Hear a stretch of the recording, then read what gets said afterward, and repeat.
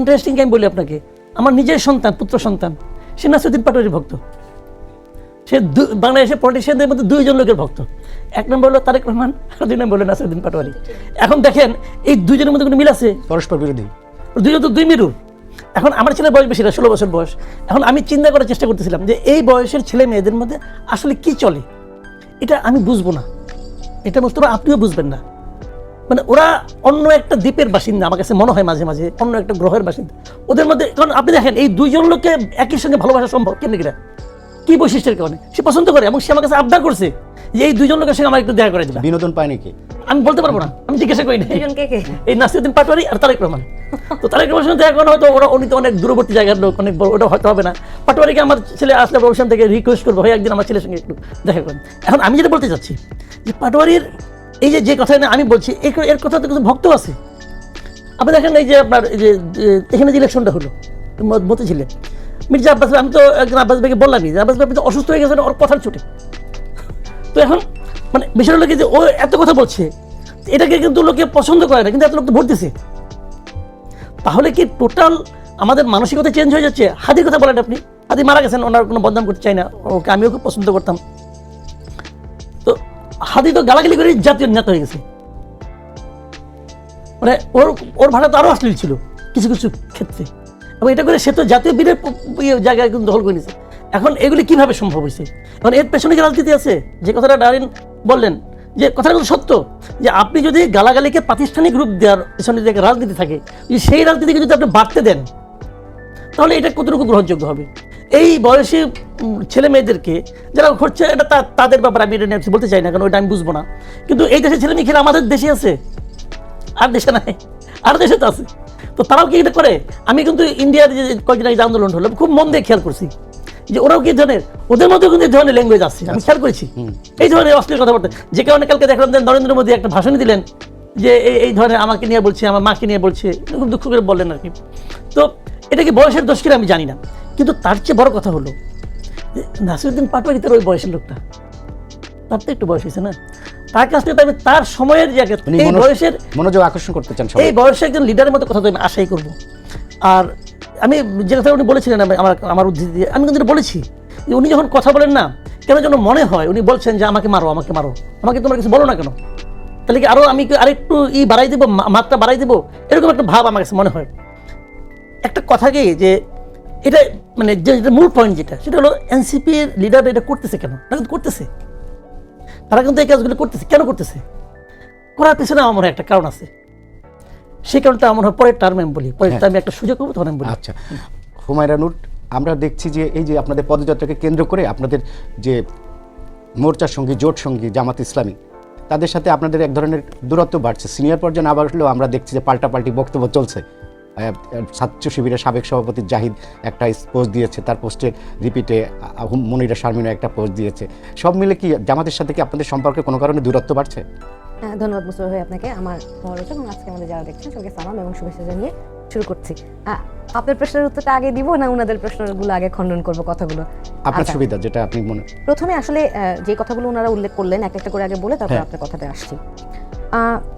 আমি নেহরিন আপার সাথে ডক্টর অনেকগুলোই করা হয়েছে এবং আপার কথা তো শুনি, উনি মানে ইফ আই টার্ম হার যে শব্দের রানী, তাহলে আসলে এটা ভুল বলা হবে না, হ্যাঁ, ওনার দর্শকরাও খুশি হবে। তো মাঝে মাঝে আপাকে বলতে শুনেছি যে আপা যেটা বলতে চান যে আমরা নরম পন্থা বলেছি, এই কথাটা আমি এনসিপি না জাতীয় নাগরিক কমিটিতে যখন জয়েন করেছি তখন থেকে আজ পর্যন্ত এই শব্দটা আমি কখনোই বলতে শুনি নাই। আমরা মধ্যপন্থার কথা বলেছি। তো আপা নরম করে মধ্যপন্থার কথা বললে যে মধ্যপন্থা নরম পন্থা হয়ে যাবে, ব্যাপারটা ঠিক এমন না। তো যেহেতু সামনাসামনি আছি, জিনিসটা কারেক্ট করে দিতে চাই। মধ্যপন্থার রাজনীতিটাই আমরা আসলে করতে চাই এবং রাজনীতিতে আমাদের আশা, ধরেন আমি তো একেবারে একজন পেশাজীবী মানুষ, আমার রাজনীতি করতে আসার উদ্দেশ্য কি? দেশে সুশাসন নিশ্চিত করা। যেই এক দফার দাবিতে এই গণ অভ্যুত্থান হয়েছিল, সারা বাংলাদেশের মানুষ রাজপথে নেমে এসে একটা অভ্যুত্থানকে সফল করেছিল, সেই স্বৈরশাসনের পতন করা, রাষ্ট্রীয় কাঠামোর পরিবর্তন করা, বিচার নিশ্চিত করা, আইনজীবী হিসেবে একজন মানুষের পাশে দাঁড়ানো, এইটুকুই আমার দাবি ছিল। এখন যাকে নিয়ে এত বক্তব্য, এত বিতর্ক, তার কথা মোস্তফা কামাল ভাই বললেন যে একটা গোষ্ঠী কিন্তু তার কথাকে সমর্থন করে, আরেকটা গোষ্ঠী যারা অনেক সবসময় শ্রুতিমধুর কথা শুনতে অভ্যস্ত, তারা ওনার কথাকে গ্রহণ করতে পারছেন না, স্বাভাবিক। আবার হাদির উল্লেখ করলেন, তো হাদির কথাও অনেকে পছন্দ করে, অনেকে পছন্দ করে না। একটা বিষয় একেবারে না দেখালেই না। হ্যাঁ, আপা বললেন যে বট আইডি যারা গালাগালি করে তারা তাদের আইডিতে ঢুকলেই নাকি প্রোফাইল পিকচারে হাদিকে দেখতে পায়। এটা দুঃখজনক। হ্যাঁ, এটা দুঃখজনক, কিন্তু আপাকে একটু দেখাতে চাই। আপা তো এক পক্ষের কথা শুনলেন, বোন হিসাবে আমার কথাটাও যদি আপা শুনেন তাহলে হয়তো উনি জাজ করতে পারবেন রাইটলি। বটের কোনো পরিচিতি নাই। হ্যাঁ, আমি বিশ্বাস করি যে যারা এই ধরনের কাজ করে তারা রাজনৈতিক উদ্দেশ্য হাসিল করার চেয়ে তারা ব্যক্তিগত মানসিক বিকৃতির বহিঃপ্রকাশ ঘটায়। আপনি দেখেন, আমার একটা পোস্টে একজন ভদ্রলোক আমাকে মবর্গীয় গালি দিয়েছেন এবং খাট টাট এই ধরনের কথা উল্লেখ করেছেন। আমি মনে হয় আমি তো জামাত শিবিরের পছন্দের তালিকায় আমার কখনোই ছিল না, কিন্তু আমি একটা ধর্মীয় ব্যাকগ্রাউন্ড, আমার ফ্যামিলি মুসলমানের ফ্যামিলি থেকে বিলং করি দেখে আমি হিজাব করি ছোটবেলা থেকেই। আমার মতো মানুষকে এই ধরনের গালি দেওয়ার আগে দুবার চিন্তা করা উচিত। তার উপর আমি আইনজীবী। দেখেন, এই আইডিটাতে আমি ঢুকি, আপনারা দেখেন কাভার ফটোতে কার ছবি বলেন তো? দেখা যাচ্ছে না দূর থেকে। এই যে জনাব তারেক রহমান, শহীদ রাষ্ট্রপতি জিয়াউর রহমান এবং বেগম খালেদা জিয়া, এবং এরকম আমি আরো 100টা দেখাতে পারবো। দুঃখজনক হচ্ছে যে এরা এগুলো করে কি হাসিল করতে চায়। এগুলো এই যে ধরেন জামাত ইসলামের কেউ নাহরিন আপাকে আজকে গালমন্দ করলো, বা বিএনপির কেউ আমাকে গালমন্দ করলো, এটা করে তারা রাজনৈতিকভাবে কি কি হাসিল করবে, কি কি অ্যাচিভ করবে? আমার তো মনে হয় না যে এতে করে রাজনৈতিকভাবে কিছু অ্যাচিভ করার আছে। হ্যাঁ আছে। এটা তারা কখন এনকারেজ হয় এগুলো করতে জানেন? যখন রাতারাতি মাত্র 6 মাসও বিএনপি করে নাই এমন একজন লোক টক শোতে বসে স্ববর্গীয় গালি দিয়ে, এবং আজকে দেখলাম উনি পর্ন ভিডিওর সাথে রাজনৈতিক বক্তব্যকে তুলনা করছেন। তো আমার বাপের জন্য আমি জানি না, ধরেন আমার জ্ঞান বলে যে এটা সবচেয়ে খারাপ জিনিস, সেটার সাথে উনি তুলনা করছেন। তো এই ধরনের একজন ব্যক্তি আগে কি করেছে সেই কথা ধরেন বাদই দিলাম, প্রধানমন্ত্রীর ব্যক্তিগত সহকারী পিএস সে হওয়ার পরেও যখন এই ধরনের কথা বলতে পারে, তখন ওই যে আপনারা বলেন যে প্রধানমন্ত্রীকে কেন দোষ দিই, শুনেন, উনি যখন নির্যাতিত হয়ে দেশ ত্যাগ করেন লন্ডনে, আমি ওনাকে সচক্ষে দেখেছি, উনি সোজাভাবে হাঁটতে পারতেন না। আমাদের কষ্ট লাগতো না? এখন বেগম খালেদা জিয়াকে সম্মান করি, উনি উনার ভাষার কারণেই কিন্তু সবার সম্মানের জায়গাটা অর্জন করেছেন। উনি দলমত নির্বিশেষে সবার সম্মানের জায়গাটা অর্জন করেছে। শহীদ রাষ্ট্রপতি জিয়াউর রহমান বাংলাদেশের এই বাকশাল যে সৃষ্টি করেছিল, সেই বাকশাল নির্মূল করা থেকে শুরু করে বাংলাদেশের মৌলিক কাঠামোগত সাংবিধানিক পরিবর্তন করার জন্য উনি একটা বড় ভূমিকা রেখেছিলেন। আপনি কি সেটা অস্বীকার করবেন? ওনাকে আপনি কেন কুক্ষিগত করতে চান দলগতভাবে? যদি প্রধানমন্ত্রীর ব্যক্তিগত সহকারী, যিনি প্রধানমন্ত্রীর একেবারে কাছে থাকেন, উনি বারংবার উনার কাছে পারমিশন নিয়ে নাকি নাসিরউদ্দিন পাটোয়ারিকে কোথায় সমাবেশে যাইতে হবে, কি আশ্চর্য ব্যাপার। তো এই ধরনের আচরণ উনি যে বারবার উনি কোথায় কি করে, একদিন আমার সাথে উনি এক জায়গায় একটা শো থেকে, জানেন যিনি নেই তার না আমি বলছি এখানে নাসিরউদ্দিন পাটোয়ারি তো নাই, তার বিষয়েও তো আমরা কথা বলছি। তার বিষয়টা আমি আপনাকে একেবারে উনার সামনেই বলতে পারবো, উনার বিষয় তো বলছে, অন এয়ার বলছি, আপনি ভেরিফাই করবেন। ধরেন উনি যে পাবলিক স্পেসে যে বক্তব্যগুলো দেন এবং যেইভাবে উনি হিংস্রতাকে প্রমোট করেন, এইগুলো করার পরেও যখন উনি এই ধরনের একটা পোস্ট পান, তখন অবশ্যই এই ধরনের আচরণ যেই ছেলে মেয়েগুলো করে রাজনৈতিক সহিংসতার কারণে আমাদেরকে অনলাইনে হ্যারাসমেন্ট করে, তারা আসলে এনকারেজড হয়। আপা যে বললেন আপা হ্যারাস হয়, আমি অবাক হয়ে দেখলাম যে প্রধানমন্ত্রী নিজে একজন ব্যারিস্টারের বাবা, অথচ উনার যে উনার টিমের মধ্যে একজন নারীও নাই। আপা আছে বলেন? আমি জানি না, আপা সময় হলে আপা হয়তো আমাকে ইনফর্ম করতে পারবেন। আপা থাকলে বিশ্বাস করেন, আপা আমি বলছি ওইটা নিয়ে তো আপা ভাইয়ের উত্তরটা আমি দিবই। আপনার কথা বলছি যে আপনি যদি থাকতেন আমি ব্যক্তিগতভাবে খুশি হতাম, কারণ একজন যোগ্য মানুষ গিয়েছে, তাহলে মানুষ লেস এনকারেজ হইতো যে অসভ্য লোকদের প্রধানমন্ত্রী প্রশ্রয় দেয় না।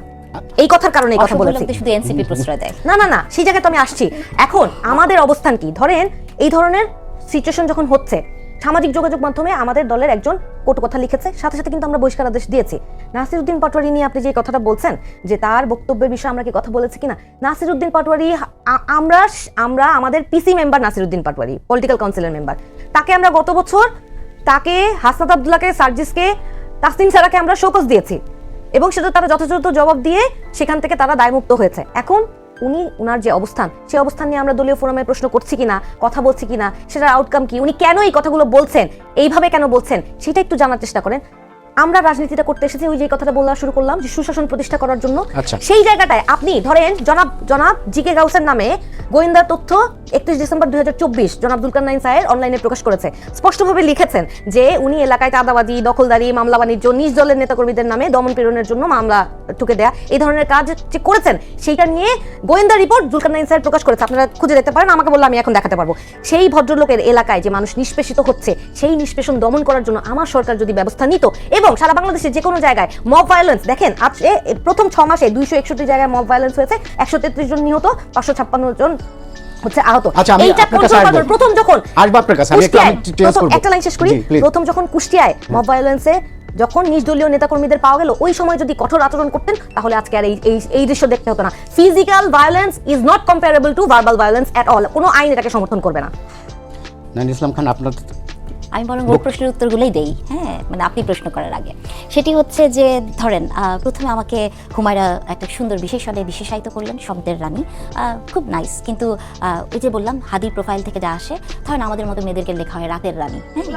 আমি শেষ করি, আমিও তো পছন্দ করি না, আপনার সময় আমি কথা বলি নাই, আপনি তো অনেক কথা বললেন, কথা শুনতে হবে। আমি মনে হয় সেদিনও শুনলাম কেউ কেউ আপনাদের দলের কাউকে বলছিল যে কথা শোনার একটা প্র্যাকটিস, সেটা করা উচিত হুমায়রা। হ্যাঁ, সেটা হচ্ছে হুমায়রা বললেন যে বটের পরিচয় নাকি নাই। আমরা কি দেখি নাই যে কোনো রাজনৈতিক দল স্বীকার করেছেন তারা বট বাহিনী পালন করেছেন? তো হুমায়রা আমাকে ওই শব্দের রানী দিয়ে উনি খুব সুন্দর করে বললেন উনি নাকি নরম পন্থা কখনো শুনে নেয়। আমার ধারণা হুমায়রারা যেগুলো বলেন, হুমায়রারা হয়তো যেগুলো ওনারা কাগজে লেখেন, ওনারা কখনো সেটা পড়েন না। হ্যাঁ, বলার জন্য বলেন। দেখেন, আমি জাস্ট উনি বলার পরে আমি গুগল করলাম যে এনসিপি কি নরম পন্থা কখনো বলেছে। রিপ্লাই, এটা স্ক্রিনশট রেখে দিচ্ছি, দেখেন এখানে লেখা, সাম্প্রতিক রাজনৈতিক প্রেক্ষাপটে নাগরিক পার্টি, ন্যাশনাল সিটিজেন পার্টি মধ্যপন্থা বা নরম পন্থা শব্দটি ব্যবহার করেছে। এখানে নরম পন্থা যদি লেখা থাকে আপনি পড়ে দেখতে পারেন। আপনি একটু বলেন যে ঠিক কোন দিন আমি শেষ করে আপনার যখন সময় হবে, আপনার যখন সময় হবে তখন আপনি বলবেন কাইন্ডলি, ঠিক আছে? এটা একটা ভদ্রতা এবং সেটা বজায় রাখা। না, এটা আপনার দেখাতে হলে আপনাকে কথা বলার প্রয়োজন নেই। আপনি আমাকে প্রশ্ন করেছেন, উত্তর দেন। আচ্ছা, আপনাকে শেষ করতে দেন। শিক্ষা দেন, আপনি একটু সহিষ্ণুতা আপনি আমার কথার মাঝখানে, এটা একটা টক শো এবং সবার জন্য নির্ধারিত সময় থাকে। তো পরমত সহিষ্ণুতা আপনি যখন আমার মনে হয় হুমায়রা বলতে, আমার মনে না, হয় আপনি একটু থামেন, ওনাকে শেষ করে আপনাকে আমার মনে হয় না যে এরকম করে ধরেন আপনি সবসময় এই ঘটনাগুলোই ঘটে, অর্ধেক কথা তারা বলে দেয় এবং উনাকে যে প্রশ্নটি আপনি করেছেন সেটার উত্তর কিন্তু উনি দেন নাই, উনি অন্য কথা সময় শেষ বলেছেন। হয়ে গেছে, পরে দিব কথা মানে কি বলবো আর, এগুলো হচ্ছে এক ধরনের ট্যাকটিক্স যে আপনাকে আপনার ফোকাস পয়েন্ট, মানে আপনার ফোকাল পয়েন্ট থেকে দূরে সরিয়ে ফেলা যখন আপনি কথা বলবেন। যে কথাটি বলছিলাম নরম পন্থা, এটি আমি বলতে পারি এনসিপি যখন ওনারা নতুন পার্টি হিসেবে আসলেন সেদিন প্রথম অনেক পেপারে তারা তাদের যে আইডিওলজি বা যেগুলো ছাপা হয়েছিল আপনি দেখবেন নরম পন্থা সেখানে ছিল, এটি আছে এবং এখানে লেখা আছে। গুগল নাকি কখনো বলেন, সত্য বলে না, আমি যেটা রেফারেন্স থেকে দেখেছি। হুমায়রা পরে বাসায় যে একটু চেক করলে ভালো হবে। আচ্ছা, এরপরে যেটা বললেন যে বটের কথা বললাম, হুমায়রা একটা কথা বললেন, সেটা আমি নারী হিসেবে তীব্র প্রতিবাদ জানাই। উনি বললেন উনি ইসলাম ধর্ম পালন করেন, উনি হিজাব করেন এবং উনি আইনজীবী, উনাকে কি এসব গালি দেওয়া যায়? তার মানে হুমায়রা নিজেকে একটি উচ্চমার্গীয় নারী হিসেবে দেখছেন, যার একটি লেবাস আছে হিজাব, যার একটি ধর্মীয় পরিচয় আছে। কিন্তু বাংলাদেশে যে হিন্দু মেয়েটি বা যে মেয়েটি গার্মেন্টসে চাকরি করে, যে হুমায়রার মতো অত শিক্ষিত আইনজীবী না, তাকেও কি আপনি বুলিং করার রাইট রাখেন?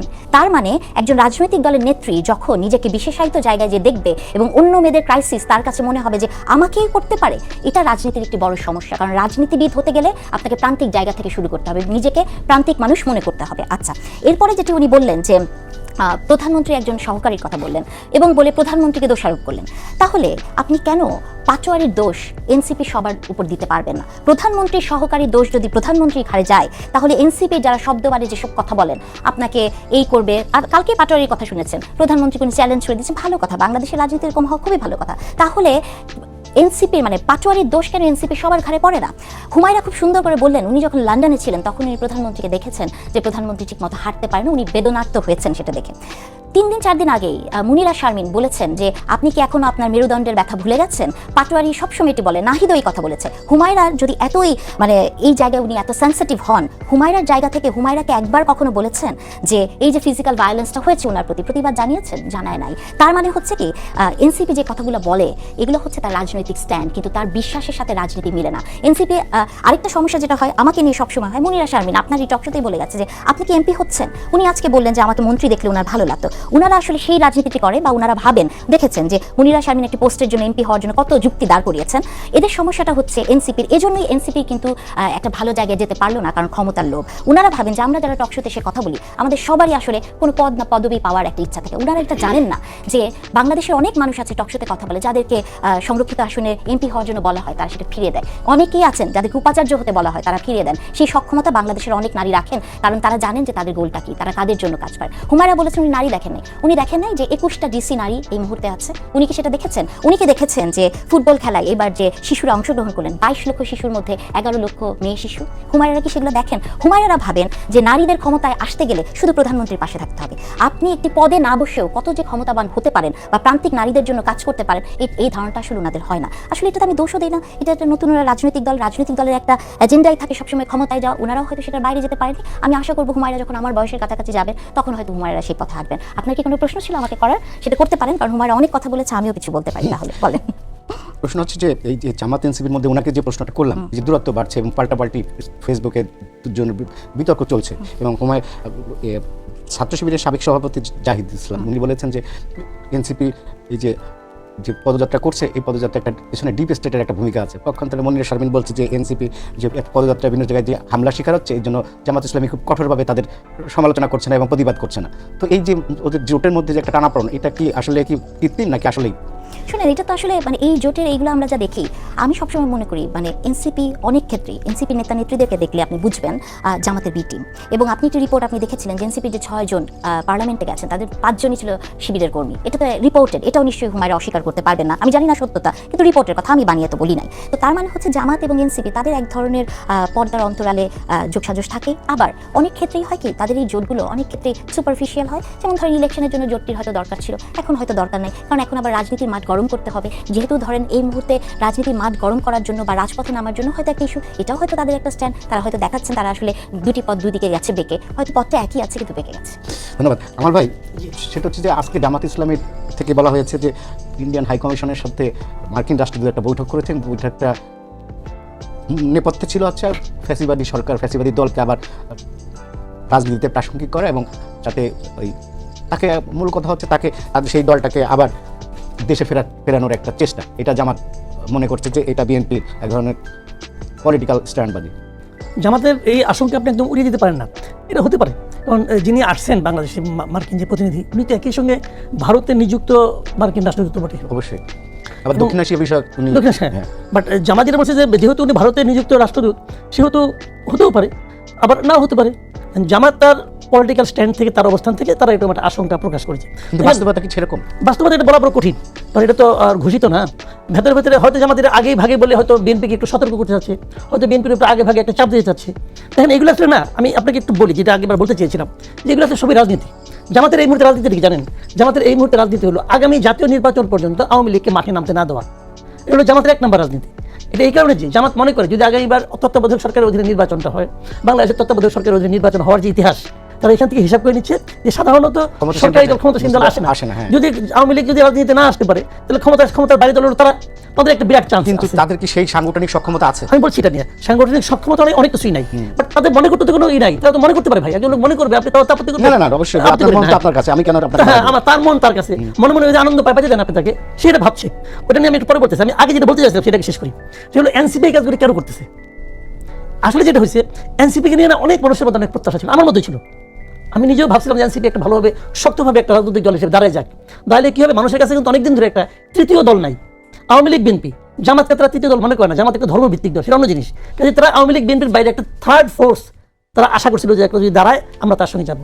এনসিপি সেই সম্ভাবনা নিয়ে কিন্তু আসছিল, কিন্তু এরা খুব দ্রুত মানে জন্ম নেওয়ার আগেই তারা ক্ষমতার স্বাদ পেয়ে গেছে।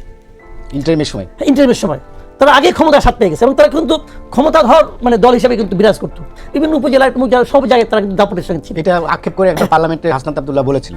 আচ্ছা, তো তারা ওই স্বাদটা পাওয়ার কারণে তারা ওই স্বাদটা ছাড়তে চায় নাই বলেই নীতিগত কোনো মিল অন্তত পক্ষে দৃশ্যত না থাকা সত্ত্বেও ভেতরে ভেতরে কি আসলে বাদ দেন, গুপ্ত শব্দ তো আমাদের এখানে এখন বহুল প্রচলিত হয়ে গেছে, কে কোথায় গুপ্ত আমি জানি না, কিন্তু দৃশ্যত তাদের সঙ্গে জামাতের রাজনৈতিক কোনো মিল নাই।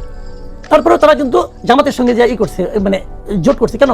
একমাত্র ওইটাই যে ক্ষমতার যে স্বাদ তারা পেয়েছে, সেই স্বাদ থেকে তারা বিরত চায় না।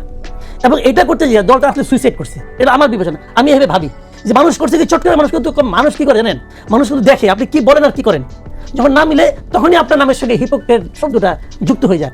তো ওরা যখন দেখছে যে এই ছেলে মেয়েগুলো আগে কি ছিল, 1 বছরের মাথায় কি আলাদিনের চেরাক পাইলো যে এত চেঞ্জ হয়ে গেল। একজন লোক রিক্সায় চড়তে পারতো না, সে এখন কোটি টাকার গাড়িতে চড়ে। তো এই ব্যাখ্যাগুলো তারা এখন পর্যন্ত ক্লিয়ার করতে পারে না। হান্নান মাসুদ আগে কি ছিল, এখন কি এখন ফেরি চলে গেছে, ফেরি ফেরত নিয়ে আসে।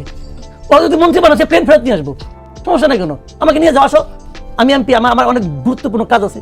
তো এই যে বাংলাদেশে কি ভাই আমরা আর আগে এমপি দেখি নাই, তো ওনার নামে যেগুলো হচ্ছে, তো এই লোকগুলিকে নিয়ে মানুষ কিন্তু এখন হতাশ। এই হতাশার থেকে ওরা কিন্তু বুঝে, অত নিজেরও বুঝে এই ছেলে মেয়ে এগুলো কিন্তু মেধাবী। আমি আবার এটাও বলি, আমি কিন্তু এনসিপিকে যখন আমি শুনি আমার সঙ্গে এনসিপির কেউ আছে, আমি খুশি হই। খুশি হয়ে জানেন, এরপর লজিক দিয়ে কথা বলতে পারি, এর সঙ্গে কথা বলে আমি খুব আরাম পাই। যে মানে মনে করেন আমি একটা দিলাম লজিক, তারা লজিক গোট তুমি কয় না, এটা খুব ভালো। তো এখন এরা তো লজিক দিয়ে বুঝে ফেলেছে যে মাঠে আমার অবস্থাটা কি, মাঠে ওনাদের কোনো অবস্থা নাই। এবং সেই জায়গাটাতে যায়, বিশেষ করে আপনার এই ঢাকা দক্ষিণের যে স্থানীয় নির্বাচনে ওনাদের যে সবচেয়ে বড় যিনি গুরুত্বপূর্ণ নেতা একজন আসিফ মাহমুদ সজীব ভুঁইয়া, অর্থনৈতিক কারণে সে গুরুত্বপূর্ণ। তো উনি যখন নির্বাচন করতে পারছেন না, মানে ওখানে যখন সাদিক কায়েম করা কনফার্ম করে ফেলেছে, তখন এই পেইন তারা দিতে পারছে না। এবং তারা এটুকু বুঝতে পারে আবার যে জামাতকে ছেড়ে গেলে ভাই আমার কোনো জামানত থাকবে না। এই যারা পাস করছে একজনের জামানত থাকতে বলে আমি মনে করি না। এটা আমার মনের কথা, কিন্তু এটা আপনাকে চ্যালেঞ্জ করে কোনো লাভ নাই। আমি এটাই বিশ্বাস করি, জামাতের কারণে ভোটগুলি পাইছে। আর যদি এখানে জামাত যদি সাদিক কায়েম ধরে যায়, আসিফ মাহমুদের সাহসে গুলো আপনার দাঁড়ানোর, কারণ তো জামানত থাকবে না। তো তাহলে এই বেদনাজনিত কারণে তারা কিন্তু এখন ওই আবার জামাতের দিক থেকে যেটা আপনি বললেন, জামাতের শিবিরের সাবেক সভাপতি উনি যেটা বলতেছেন, এটাকে আমি একদম উড়াই দিই না। উড়াই দিই না কিভাবে, একটু সংক্ষেপে কামাল ভাই। সংক্ষেপ শেষ করে দিচ্ছি তাহলে, যে ওনারা আসলে এই মাইর খেয়ে আলোচনায় আসতে চাচ্ছে। আপনি গত কয়েকদিন মিডিয়া দেখেন এনসিপি নিয়ে বারবার আলোচনা হচ্ছে। তো এনসিপির কি আলোচনায় আসার মতো শক্তি আছে, সাংগঠনিক দক্ষতা আছে? নাই তো। মাইর খাইছে, এখন আমি তো ভিক্টিমের নাম তো বলবেনি আপনি, যে ও আহত হয়েছে, তারা আলোচনায় থাকতে চাচ্ছে। এটা কিন্তু আমি একটা মানে আপনার বটম লাইনটা বলি, আপনি বলেন বিএনপি, জামাত, এনসিপি এদের একটা জায়গায় রাজনীতিতে ঐক্য আছে, বিরাট ঐক্য। আওয়ামী লীগের আওয়ামী লীগের বিরুদ্ধে, আওয়ামী লীগকে আসতে দেবো না। আমি ওই 3টা দলকে রিকোয়েস্ট করবো, ভাই আপনারা যা করছেন জেনে করেন আর বুঝে করেন, না বুঝে করেন, এগুলি বেশি দিন করেন না, তাহলে করলে ফাঁক দিয়ে কিন্তু ঢুকে যাবো। হুমায়রা নূর ফাঁক দিয়ে কিন্তু আওয়ামী লীগ ঢোকার একটা ইঙ্গিত দিলেন কামাল ভাই। আর আপনাকে আমার আগের প্রশ্নের জবাব দিন, আপনাদের মধ্যে যে টানাপোড়েনটা চলছে আসলে কি? এখানে যেটা সমস্যা, যখন নির্বাচনের আগে যেই নির্বাচনী জোটটা হলো, তখনও কিন্তু স্পষ্ট করে আমরা বলেছি যে এটা শুধুমাত্র নির্বাচনী জোট এবং সংস্কারের যে প্রস্তাবনা সেটা বাস্তবায়নের জন্য এবং গণভোটের রায়কে আসলে ইনফ্লুয়েন্স করার জন্য এই জোটটা গঠিত হচ্ছে। এবং আমার সহ-আলোচক মাসুদ কামাল ভাই, ওনাকে আমি অনেক পছন্দ করি, কিন্তু উনি যেটা বলতে চাচ্ছেন যে সাদিক কায়েমকে কনফার্ম করেছে জামাত, এই জন্য এখন টানাপোড়েন সৃষ্টি হয়েছে। বা আপা যেটা বলছিলেন যে জামাতের বি টিম, এনসিপি 5 জন জামাত ছিল। তো দুইটা কথারই উত্তর আমি দিচ্ছি একসাথে। সংক্ষেপে দেবেন। হ্যাঁ, কারণ হচ্ছে যে ধরেন আমরা কিন্তু প্রথম থেকে এখন পর্যন্ত আমরা ভেরি ক্লিয়ার যে আমাদের কোনো আদর্শিক জোটও না, এটা কোনো রাজনৈতিক জোটও না, নির্বাচনী জোট ছিল। এবং আমরা গণভোটের রায় বাস্তবায়নের জন্য এই 11 দলীয় জোট একসাথে লড়াইটা করছিল। কিন্তু স্থানীয় সরকার নির্বাচনে দক্ষিণে থেকে যে আসিফ মাহমুদ সজীব ভুঁইয়া যে লড়াই করবেন এবং এনসিপির কারা কারা প্রার্থী হবেন, সেটা কিন্তু আমরা সব দলের আগে প্রকাশ করেছি। এবং আমরা যে স্বতন্ত্র নির্বাচন করব, সেখানে যে জোটগতভাবে নির্বাচন করব না, সেইটাও আমরা আগেই প্রকাশ করেছি। এবং বারবার আমরা এটা ক্লিয়ারলি এক্সপ্লেইন করছি যে আমরা আমাদের রাজনীতিটাই করব, আমরা এনসিপির রাজনীতি। এখন মজার ব্যাপার হচ্ছে, ওনারা বলতে চান যে আমরা এই বিতর্কটা তুলে দিচ্ছি রাজনীতির মাঠ গরম করার জন্য। বিতর্ক তো আপনারা তুলে দিচ্ছেন, আমরা তো শুরু